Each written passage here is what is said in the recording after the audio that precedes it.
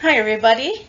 This is Lynn, and this is your first chapter in statistics.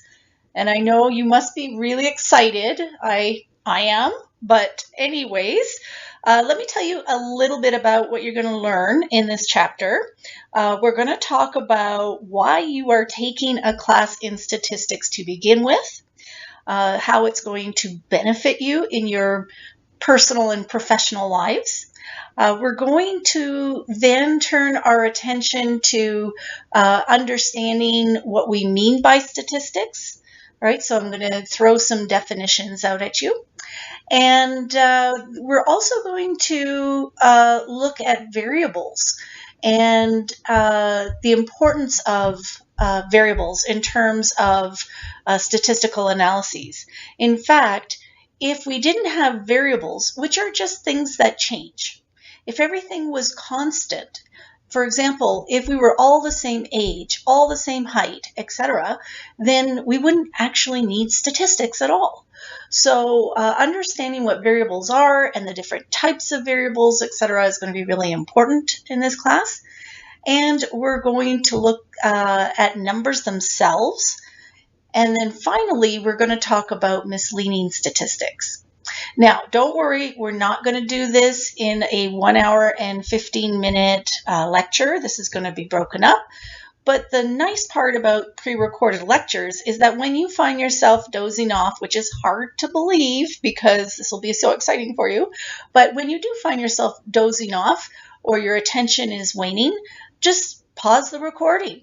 All right, come back to it later. There's nothing in the rule book that says that you must keep watching, okay? Not with these pre-recorded lectures.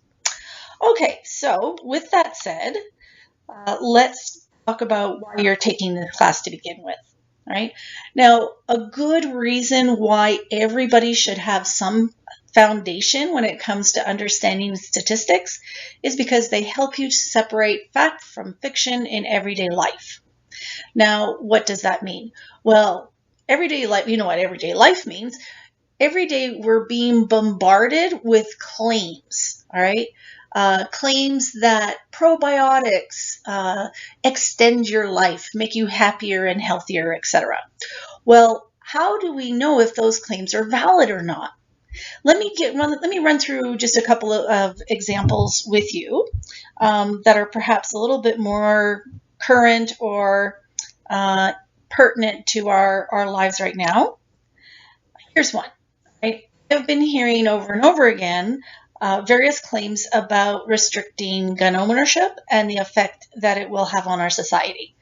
So one claim is that restricting gun ownership will actually increase gun violence.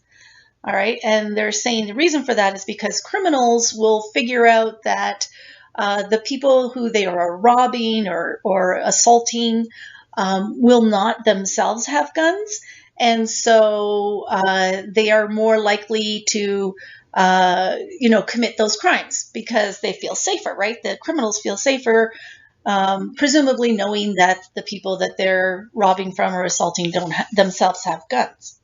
But is this true? Right?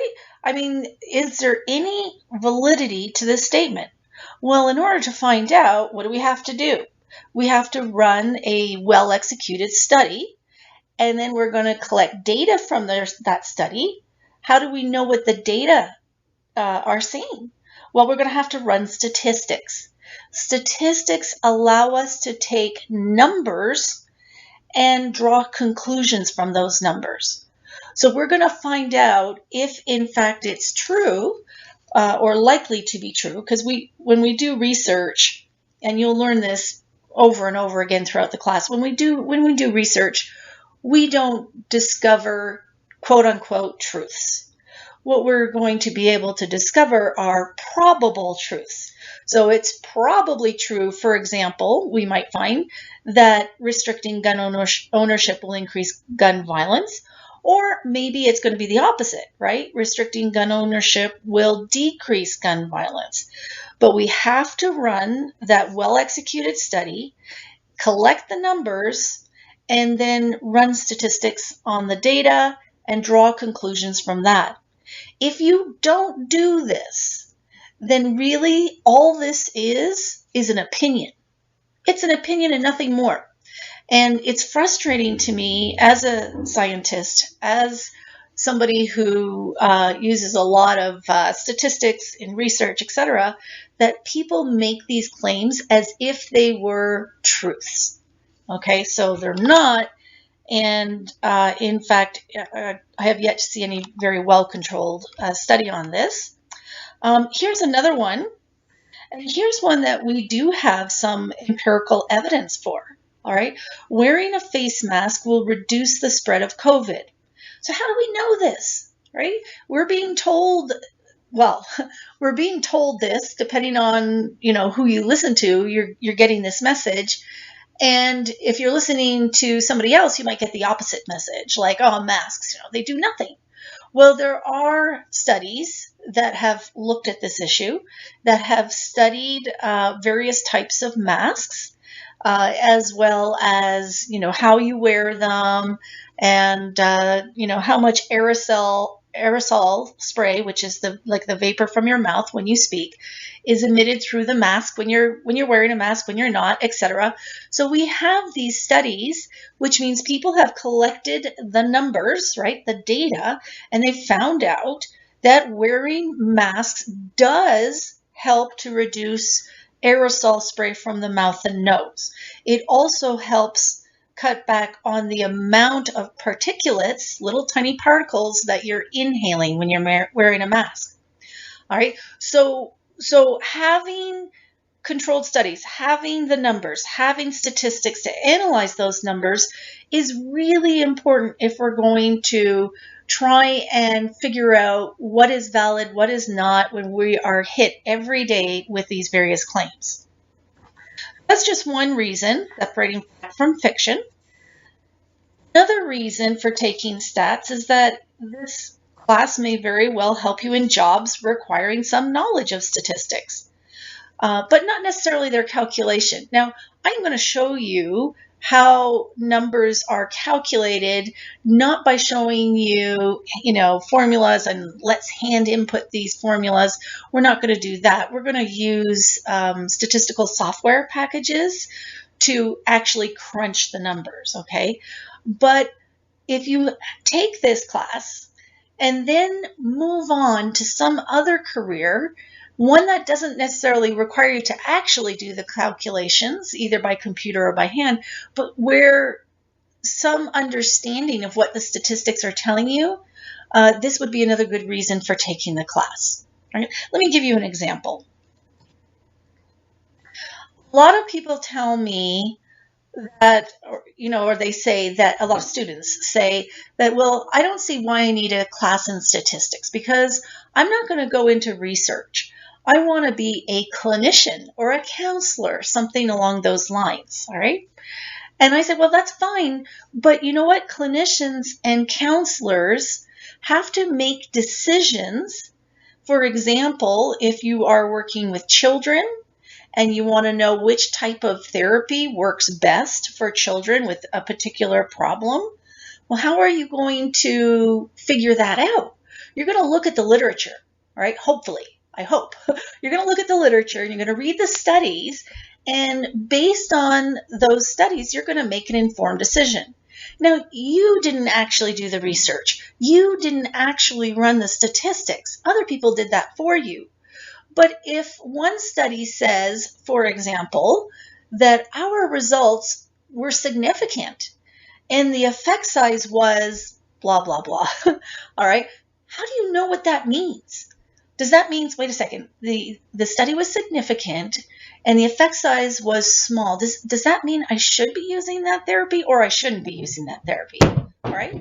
So what I'm trying to get across here is, even if you don't have a career as a researcher, even if you don't have a career where you're actually crunching those numbers, you're still going to be reading about research. All right, so in this particular case, you're reading, is music therapy better than play therapy, better than, let's say, some sort of cognitive therapy? All right, so you've got these three studies, or maybe you're lucky and you found a study that analyzes or compared all three, And now you have to understand what the statistics mean so that you can pick the right therapy for your particular patient or client. All right. So there are other examples in my book, but just so you know, never say never. Never say, I'm never going to use statistics. I never need to know statistics, because you very well might at some point in your career. Okay, so we've covered the first two. Let's look at a third reason. What if you do decide to go into research? All right. What if you do, let's say, decide that you want to be a psychologist and you want to be maybe a clinical psychologist, but not just an applied clinical psychologist, not just a practicing clinical psychologist, but a researcher clinical psychologist. So you actually want to do the studies where you compare play therapy to music therapy to cognitive therapy. Well, then you absolutely positively are going to need to understand statistics and be able to calculate them. If you're thinking about going to graduate school, even let's say if you want to go and do a master's degree in psychology, and certainly if you want to do a PhD in psychology, you are going to have a good foundation in statistics. They are going to require, in almost all cases, all right, because I don't want to be called a liar later on, but in almost all cases, they're actually going to require you to take a statistics class at the graduate level, if not 2 or 3 statistics classes. And they will also, as part of the admission process, they're going to look at your transcript, and you know what class they're going to hone in on at the undergraduate level, all right, in that transcript. They're going to look at how you did in statistics, because statistics actually requires many skills to do well. Organizational skills, critical thinking skills, of course, analytical skills, problem solving. Statistics requires all of these abilities, and they will help you to, the class will actually help you to improve on all these abilities. But graduate schools are going to look and see, okay, how well did you do in your stats class at SUU? Because that's a predictor for them to see how well you might do at the graduate level. All right, so don't underestimate the importance of this class. It can be beneficial for you in many, many ways. So that said, how do we, or how do you do well in statistics? Well, here's my words of advice, okay? Number 1, don't tell yourself that you can't do something. Don't ever say to yourself or out loud, I'm never going to understand this. Because you've all heard or been the victim of the self-fulfilling prophecy. If you tell yourself that you can't do something, then there's a good chance that you actually won't be able to do it. All right? You'll talk yourself out of it. So, if you're going to keep telling yourself something, tell yourself, I can do this. Maybe you'll need a little extra help, but you can do it. And keep telling yourself that. Eventually, your brain will believe you. Okay? So don't ever tell yourself you can't. And if you find yourself slipping into that kind of thought process, tell me so that I can kind of help bolster you up, okay? And let me know that that's what's going through your head. We'll work on those issues. But trust me, you can do this. Number 2, read your book. Do all the practice questions. I wrote the book Statistics Straight Up because I saw a lack in the, among the textbooks that are available. I saw a lack of books that are really truly reader friendly and adopt a conversational style and try and have fun with statistics, not make fun of statistics, have fun with statistics, and make it less intimidating. So, you'll see that throughout the book that I give a lot of examples, and I don't focus on hand calculations. I've got a lot of cartoons in the book. I mean, like, I really, really want you to enjoy reading a statistics textbook to the extent that anybody could ever enjoy reading a statistics textbook, okay? I had fun writing it. I hope you'll have fun reading it. But here's the thing. In the book, at the end of every chapter, are these practice questions. Do them and then check your answer, right? And I do give the answer. So after you do the set of questions in the chapter, just a few pages later, you'll see the answers, okay? So practice that and make sure that you try those practice questions without just looking up the answer. See how much you can remember and see how much you understand without having to review. And then if you get the answer right, that's great. And if you get the answer wrong, then you know that, okay, I need to go back and review and reread that section or listen to that lecture again or whatever, okay? But first, try it without doing that, all right? So it's kind of like a little bit of a self-diagnostic test. The other reason why I want you to read the book is because when you are learning something, you learn so much better when you engage all of your senses. So what that means is you want to be able to listen to a lecture. Okay, so you want to hear something. You want to see something. So I know that you're seeing a screen right now, but reading it is a little bit different than just listening and watching. All right, so you want to read it. Okay, you want to listen to it. You want to write it down. So jotting notes down is a great idea. Print out these PowerPoints that are available on the website, the class website. Print them out. Draw. I guess you could draw, but jot out some notes. Okay. So the more you engage different ways of learning, the better you're going to learn something. Well, that didn't come out quite right. The better you're going to learn something. Well, you're going to learn a lot, not just one little something. You're going to learn a lot. But if you want to learn maximally, this is what it's going to take. All right.